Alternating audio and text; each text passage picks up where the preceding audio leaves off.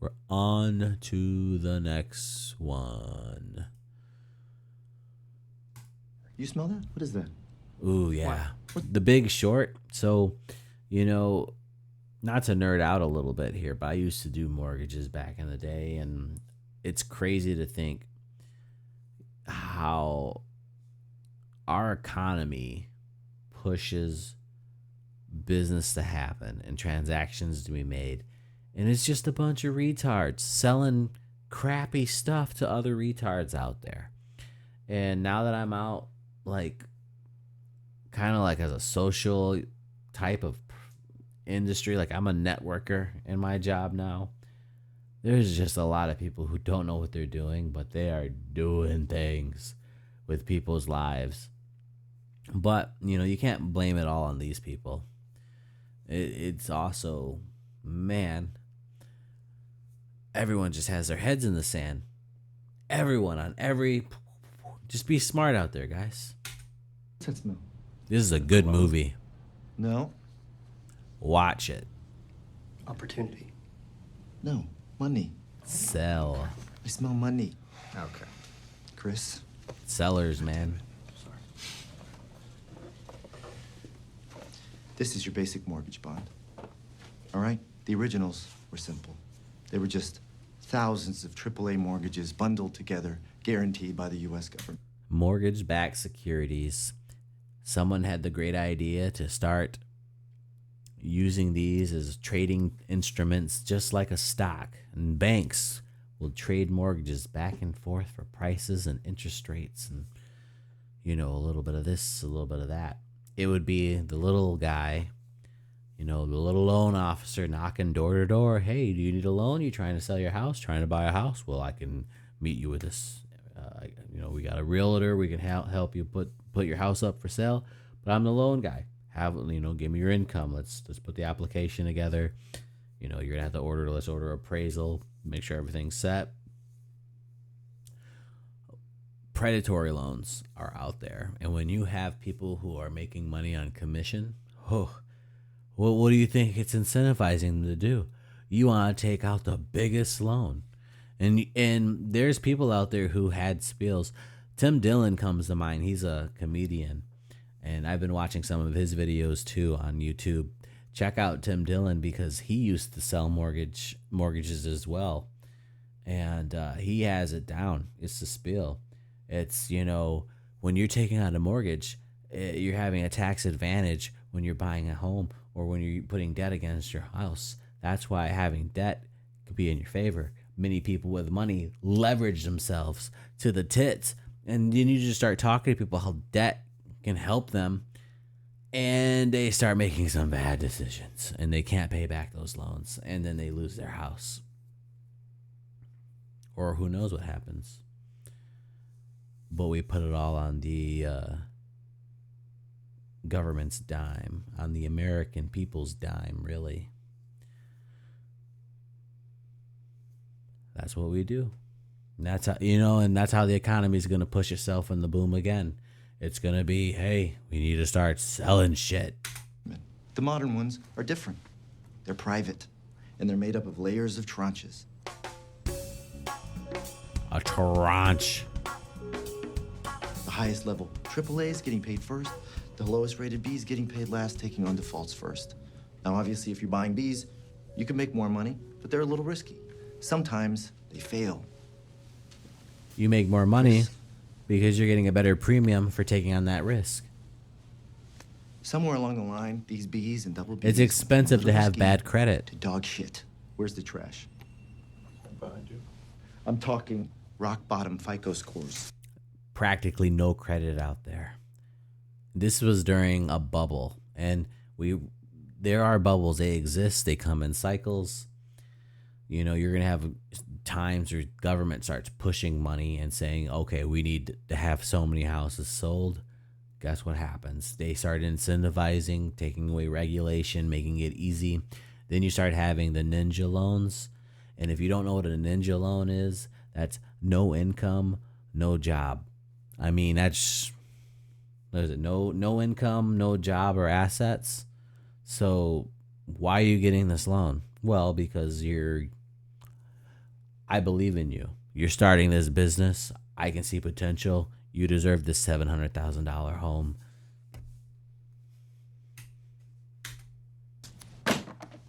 No income verification. No income. Adjustable rates.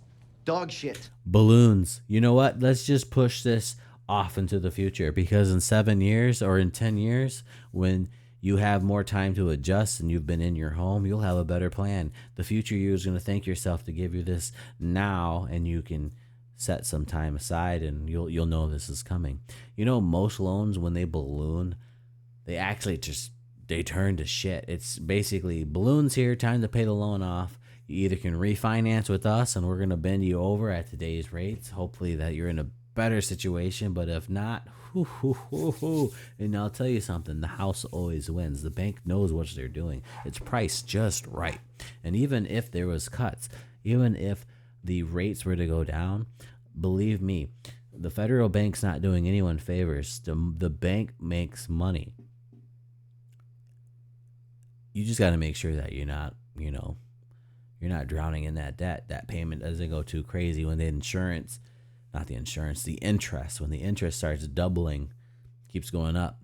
And then people put all that debt up to the front. They minimize how much they're putting down, and then making minimum payments. You're deferring your payments as well.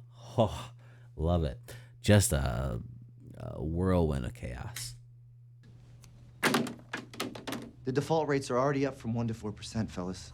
And if they rise to 8%, and they will, a lot of these triple Bs are going to 0 too. And that, you're too close, is an opportunity.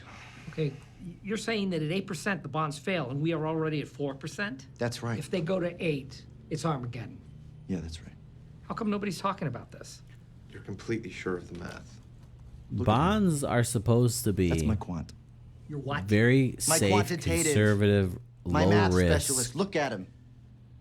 When you have a bond, you're paying your institution for, for you to park your money. You're investing in your institution, and your institution's paying you, a percentage yield for your investment. So, you can get a bond. A U.S. Treasury bond is basically you investing your money into the U.S. Treasury. They're going to give you a percentage rate.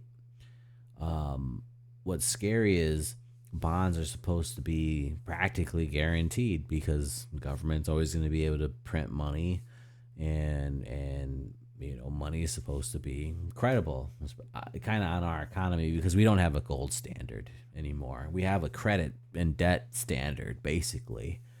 But the bond market's been really scary lately. It's not making sense, and our debt is getting so bad that they're saying like now we make more payments towards interest on our debt than anything else.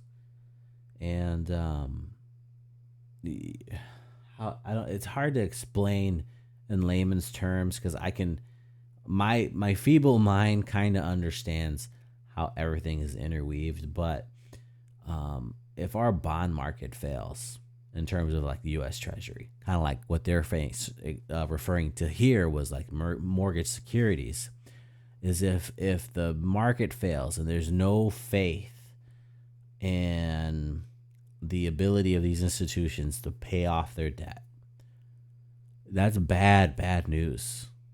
That's pretty much halt and stop the machine. And you're talking like bigger than recession, depression kind of shit. You notice anything different about him? Look at his face. That's pretty racist. Look at his eyes. I'll give you a hint. His name's Yang. It's Phil. He won a national math competition or whatever in China. He doesn't even speak English. Yeah, I'm sure of the math. Actually, my name's Jiang, and I do speak English. Jared likes to say I don't because he thinks it makes me seem more authentic. And I got second in that national math competition. So you're offering us a chance to short this pile of blocks? How? With something called a credit default swap. It's like insurance on the bond, and if it goes bust, you can make 10 to 1, even 20 to 1 return, and it's already slowly going bust. 10 to 1, 20 to 1. So yeah, And no one's some paying people were attention. smart. There were a No few one lucky is paying people who attention started to bet because the banks are too busy against the getting paid most obscene safest fees to sell these investments. bonds. But wait, you are the bank. In fact, in this movie, The Big Short, the guy Christian Bale plays, shit, I should know his name. It's been a long day, but anyways, he actually went to the bank and had to have them create on the spot. Not really on. I mean, the movie makes it look like it was on the spot, but I've been in behind the desk, and sometimes like there are contracts and instruments that exist that you can kind of start going into the gray area and modifying into these special cases. And that's exactly what it was. They were able to sell or trade options, derivative transactions on stocks. They put that same formula on mortgages, and I believe, and maybe I'm a little off on that. I think I'm partially right on how this works in this movie, but they basically were betting, they were shorting the mortgage market. Unheard of. They didn't have that before until they were like, hey, I want to do that. And it's like a casino. And the bank said, all right, we're going to let you play with our money. We're going to let you do what you want to do. If you lose, we win. If you win, we'll pay you. And the chances of you winning are impossible or highly, highly improbable. And that just wasn't the case. These guys were just ahead of the curve. When you work for the bank, I bet your margins are pretty nice and fat. Let's not talk about my margins, by the way. Being nice and fat. That's a nice shirt. Do they make it for men? Aren't you the bank? I work for the bank. I don't think like a bank. Big bank, small bank, I like to make money. All right? Let me put it this way. I'm standing in front of a burning house, and I'm offering you fire insurance on it. How can these underlying bonds be as bad as you say? It wouldn't be legal. Nobody knows what's in them.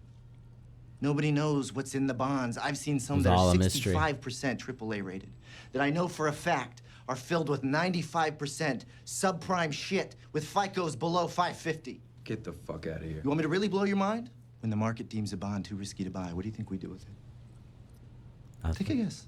Can't I do don't know, anything. you tell me. Fire sale. All right. You think we just warehouse it on the books? No.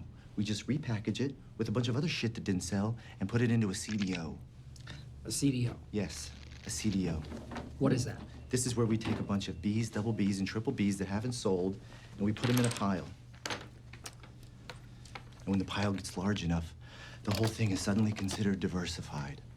And then the whores at the rating agency give it a 92, 93% AAA rating. No questions asked. They treat it like a AAA, and it's just full of shit on top Say of that full of again. shit on top of full of shit. Collateralized It's debt obligation. Rat City. It's important to understand because it's what allowed a housing crisis to become a nationwide economic disaster. Here's world-famous chef Anthony Bourdain to explain. This guy, Anthony Bourdain. You know, it's a shame the things that people go through. And it doesn't matter how low or high in the status of life you are in or society. It's just the status of society. It's just Anthony, man. I would have never guessed what he would have done. Okay, I'm a chef on a Sunday afternoon, setting the menu at a big He looks like restaurant. he's I ordered happy my fish on in the Friday, kitchen. which is the mortgage bond that Michael very shorted. But some of the fresh fish doesn't sell. I don't know why. Maybe it just came out halibut has the intelligence of a dolphin. So what am I going to do? Throw all this unsold fish, which is the triple B level of the bond, in the garbage and take the loss? No way. Being the crafty and morally onerous chef that I am, whatever crappy levels of the bond I don't sell, I throw into a seafood stew. See, it's not old fish. It's a whole new thing. And the best part is they're eating 3-day-old halibut. So he's trying to say in the very simplest terms, what the banks are doing is they know they have these junk loans. They can't get rid of them. You just not. What are you gonna do? You're committed to this stuff. So we're gonna dress it up, repackage it, put in something else, and people are gonna love it. And as the chef, you know what you did. You know the quality and the corners you cut. But at the end of the day, everyone was happy, and these banks got away with it. That is a CDO. Well, I just need to know how these could possibly be collated. So somehow you're like the Dora the Explorer, and you're the first person who has found this thing. Hold on. So mortgage bonds are dog shit. CDOs are dog shit wrapped in cat shit. Yeah, that's right. Okay. Institutions treat these CDOs like they're as solid as treasury bonds, and they're going to zero. No, it can't be right. There were 500 billion in housing bonds. So last year alone, the ratings agencies, the banks, the fucking government All of it. are saying they're all asleep at the wheel. Yeah. My whole department's long on this stuff. They call me Chicken Little. They The call me sky Bubble is Boy. falling. Chicken Little, the sky is falling. A's, zero. B's, zero. Double B's, zero. Triple B's, zero. And then that happens. What is that? That's America's housing market. Thank you. Fucking A, Jared. Shut your fucking mouth. Shut your fucking mouth and listen. Learn something here, lad. Ryan Reynolds, Ryan Gosling. Ryan Gosling really owned that part, man. That was The Big Short. And Ryan Gosling explains how to turn debt into money.